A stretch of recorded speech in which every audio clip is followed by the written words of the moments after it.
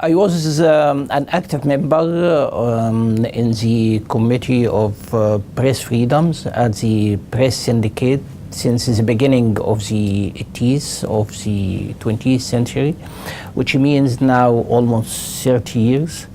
Later on, by the end of the 1983, there is a regional organization was established to protect the human rights. It was called the Arab Organization for Human Rights, and I joined this organization as a member.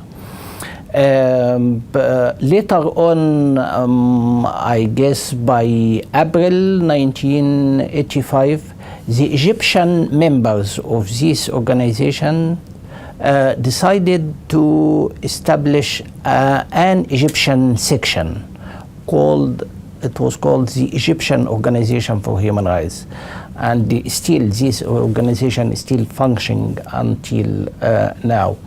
And later on, it has become fully independent or separate human rights NGO from the organization, and even this Egyptian organization has become later on the mother organization for the human rights movement in Egypt. Later on, by 1994, I decided with other human rights experts and defenders to establish a new regional human rights organization for the Arab region, but to address mainly the question of the universal principles of human rights and what's so-called the Arab culture,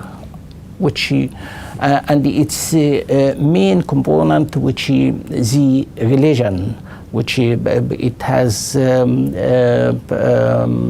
substantive impact on shaping such culture and its attitude towards the principles of human rights. If we address the problem of human rights, the universal principles of human rights with the culture, we are talking about Arab culture, not just Egyptian culture.